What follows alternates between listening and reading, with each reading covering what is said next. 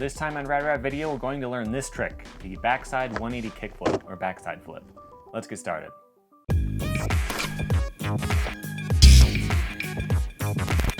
Hey guys, welcome back to Rad Video, the channel where you can learn about skateboarding 3 times a week, from skateboarding culture and history, to tricks, to video game reviews, and everything in between. I do this every Monday, Wednesday, and Friday. Subscribe so you can keep learning new things about skateboarding every week.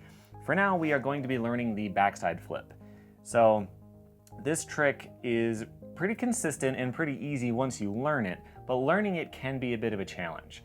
And luckily, I've gone through every problem you can have, and so I will hopefully be able to guide you through all those problems so that you can get consistent with them as well. A lot of people say it's just like a varial kickflip with a body varial, and that is not at all true. It doesn't feel like that at all. I don't know why people say that, but I should be able to get you landing these pretty quick, assuming you can backside 180 and kickflip independently. That's pretty important. You need to be able to have a feel for it and not try to learn it all at the same time. But aside from that, if you've got those, this really shouldn't take you too long to figure out. Let's get into the trick. So the foot position that I use is basically like this. So I have my front foot in a normal kickflip position, except maybe a little bit further up than normal. For me, having my feet wider and covering more of the board, more balanced over the entire board, is very important. If my back foot is further back, I'll be able to make the board flip. I'll be spinning around my feet, around my center of gravity here, and the board will be spinning around its center of gravity here, and it'll end up flying away. So for me, having a wider stance is very important on this one. So I put it about right there. Back foot, it doesn't really matter. You don't need a scoopy kind of foot position. Most of the rotations are going to be coming out of your shoulders and your wind up. You don't really have to think about it too much. So I put it slightly on that side just to be safe, but you don't need to worry about that too much. In case you're wondering about my grip tape, I did a review of DKL grip tape right here. This is going on about 2 months, and it is starting to peel up pretty bad. They contacted me after my original review and said they were making a new version with upgraded adhesive. This one will react to the heat a little bit too much. So that's what's going on here. Try not to pay attention to that. Let's get back into the trick. So your feet should stay pretty wide, and you want to wind up a little bit and get your shoulders going. See, mine look like this.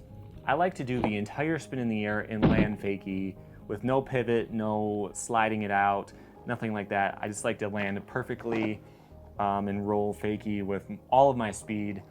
That's just my style. It comes from growing up with really rough and soft pavement, so sliding things out wasn't really an option, and I've kind of developed that as my style. That's the way I like to do it. I'm going to try to talk you through all the different methods you could use, but that's the way I do it, just to give you some perspective. And I do recommend you learn it that way first. You can always try to focus in on your style and tweak it to your own needs, but I think this is a really good way to learn it, at least, and then you can go from there. So what you want to do is focus on your balance. I don't know if this is just me, but with basically anything that spins, staying balanced is the hardest part. I'm a little on the taller side. I'm 6'1". Maybe that's part of it. Maybe I'm just naturally not very balanced. But for me, that's always a big focus on this kind of stuff. And for me, the way that I do it is by staring at my front foot. I don't really think about my back foot. I try to keep my weight as far forward as possible. And you're not really leaning all the way forward and doing like a forward flip. You just kind of keep your weight facing this way slightly. And then as you wind up, you start to unwind, you get ready to pop like this, and you're still over the nose a little bit. You're still over this front foot. Then you pop and flick it this way. Now at this point, the trick is either landed or not.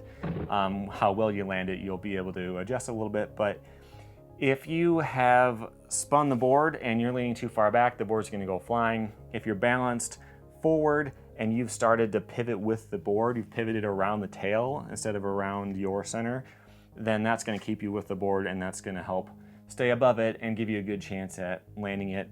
A little pro tip on this one: if you usually film yourself when you skate, maybe you like to go back and figure out what you're doing wrong or something like that, try to skip that for now.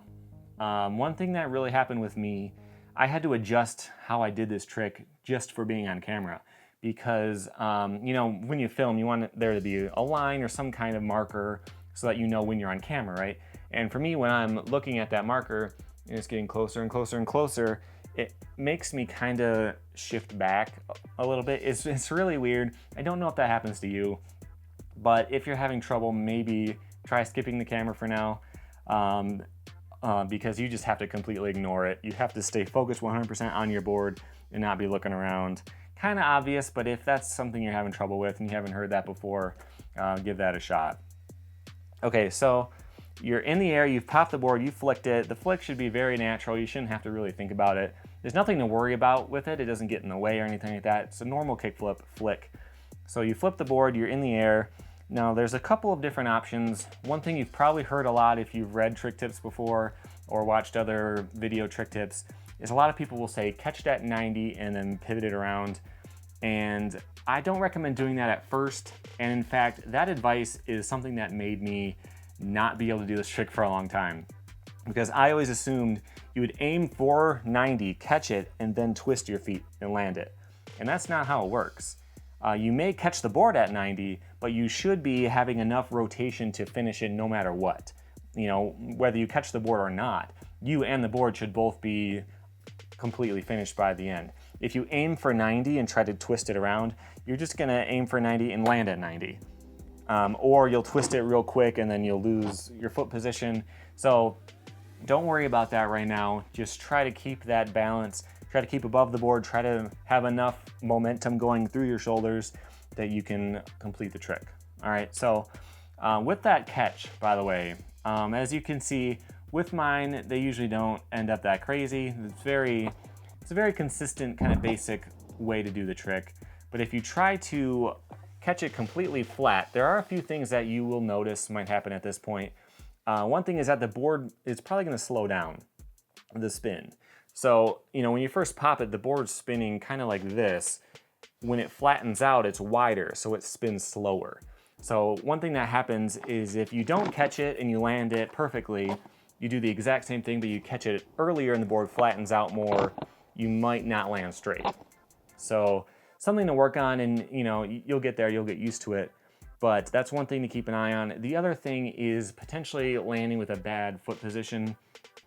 So if you catch it, something that happens sometimes is you'll be pushing it around, then you land with your toe down. So the catch should come more naturally. Don't really try to force it at the beginning, at least when you're just learning the trick. Just try to land them, just roll away, get used to the feeling of it, and then you can work on that.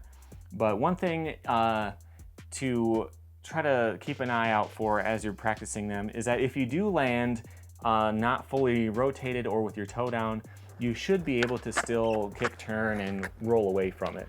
You know, it won't be pretty, you'll lose all your speed, but you should have enough balance that you can kind of recover from that. If you land a little bit off and the board shoots away and you're going crazy and you're way over here, that's a good sign that your balance is not right. So staying over the board, being able to land and just stick with it no matter what, that's a good sign that you're on the right track, and you just have to iron out some of those details. All right, so that is the backside flip. Very good trick to learn. I also did one for the frontside flip, similar difficulty level. For me, I think this one's a little bit easier. Most people would probably agree, but that depends on what you're used to anyway.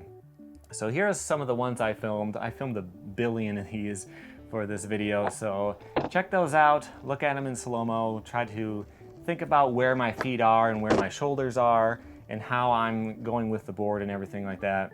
Keep an eye on those, study them, and then go out there and give it a try. I think you will find that you can probably land one without a ton of trouble. So that's the backside flip.